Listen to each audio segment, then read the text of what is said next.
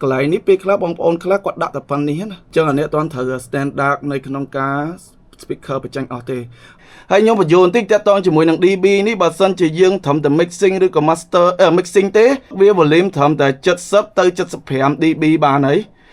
បាទជំរាបសួរអ្នកទាំងអស់គ្នាម្ដងទៀតខ្ញុំបាទសកលដូចជាខានជួបមុខគ្នាយូរហើយព្រោះដោយសារមួយរយៈនេះខ្ញុំរវល់ជាមួយនឹងបច្ចេកចឹងក៏អត់បានបញ្ចេញវីដេអូទៀតចឹងណាថ្ងៃនេះគឺខ្ញុំលើកតាក់ទងពីរបៀបយកពី speaker តើយើងគួរតែដាក់មិនឬក៏ set volume មិនឲ្យវាត្រូវនឹងក្បួនខ្នាតនៅក្នុងការ mixing mastering របស់យើងព្រោះដោយសារខ្ញុំគិតថាបងប្អូនមួយចំនួនទូចគាត់ដាក់ speaker ប្រហែលជាអត់ទាន់ត្រូវទេឬក៏ set up volume ក៏អត់ទាន់ត្រូវដែរហើយក៏អត់ទាន់យល់ថាប្រមាណ dB ដើម្បីយើងឲ្យស្រួលនឹង mixing mastering ចឹងថ្ងៃនេះខ្ញុំប្រាប់ឲ្យក្បោះក្បាយទាំងអស់គ្នា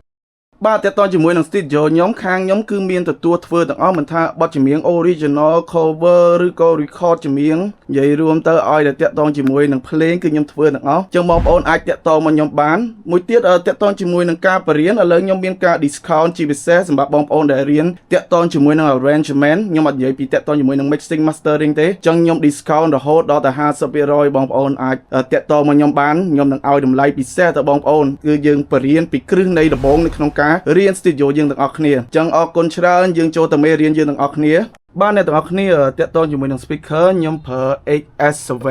ឬក៏ Yamaha ហ្នឹងហើយសម្រាប់បងប្អូនប្រើ speaker ផ្សេងអាហ្នឹងយើង set របៀបផ្សេងទៅតែវាអត់នឹងខុសគ្នាប្រហែលទេព្រោះដោយសារ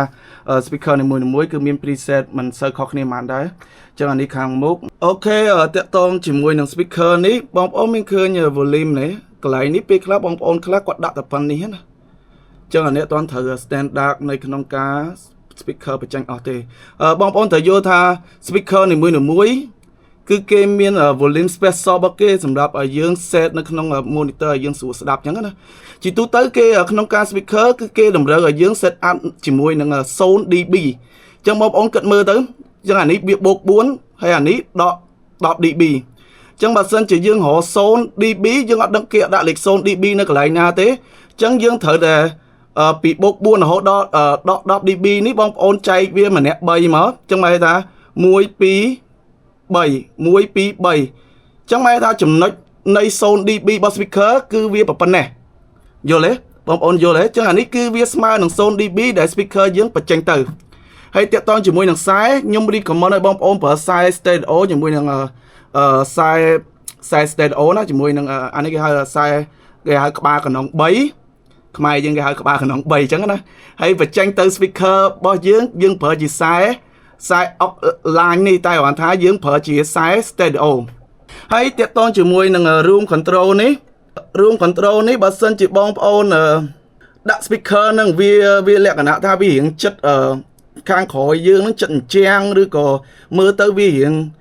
ឆ្ងាយពីអញ្ចាំងក៏យើងគេសេរីហ្នឹងដែរដោយសារ speaker ខ្ញុំវារៀងចិត្តអញ្ចាំងក៏ខ្ញុំដាក់វាសេរីមកដក2 dB ដើម្បីឲ្យវាមាន space room បន្តិចហើយតាក់ទងជាមួយនឹង high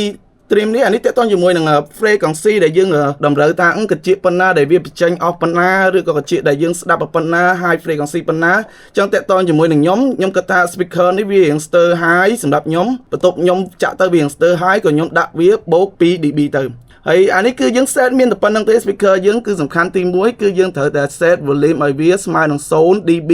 នៅក្នុង box speaker យើងអញ្ចឹងយើងសេរីសងខាងមក0 dB 0 dB អញ្ចឹងអូខេឥឡូវគឺខ្ញុំមកទៅប្រាប់ពីតាក់ទងជាមួយនឹងក្នុងការយើង mixing តើយើងគួរតែបើក volume ប៉ុណ្ណាដើម្បីឲ្យវាស្រួលស្ដាប់ឬក៏វាចាញ់ឲ្យអស់អញ្ចឹងណាបាទអ្នកទាំងអស់គ្នាតាក់ទងជាមួយនឹង mixing តាក់ទងជាមួយនឹងយើងបើក volume នៃ sound card ក៏វាសំខាន់ដែរសម្រាប់យើង mixing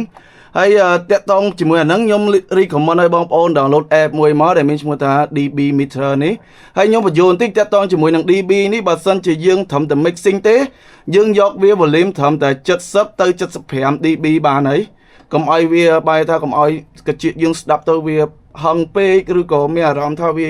មិនទៅឲ្យបានយូរអញ្ចឹងណាចឹងសម្រាប់ខ្ញុំពេលច្រើនខ្ញុំ mixing ខ្ញុំដាក់តែ70ទៅ75 dB ទេដើម្បីឲ្យខ្ញុំស្រួល mixing ឲ្យខ្ញុំបានយូរចុះអូខេឥឡូវយើងបើក project track ចឹងមក volume យើងបើកប៉ុណ្ណាដើម្បីយើងស្រួល mix ចឹងយើងបើកវាមកអូខេអានេះវាឡើងរហូតដល់ទៅ90ចឹងខ្ញុំថយតិចមក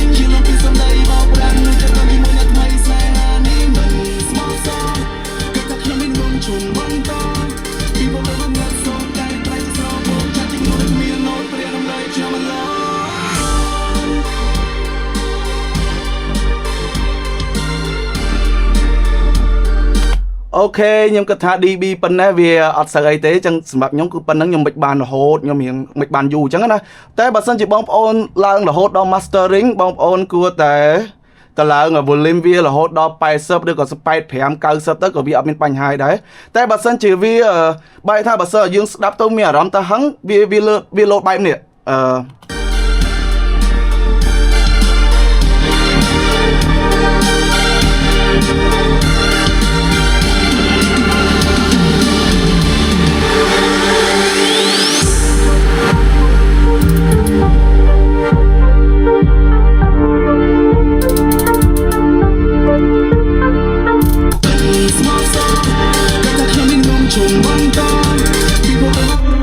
ចឹងពេលដែលយើងបើកខ្លាំងពេកវាធ្វើឲ្យយើងហឹងកជា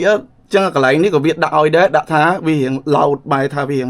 ធ្វើឲ្យយើងហឹងកជាហឹងអីចឹងណាចុះអូខេថ្ងៃនេះយើងមានប៉ុណ្ណេះទេអរគុណច្រើន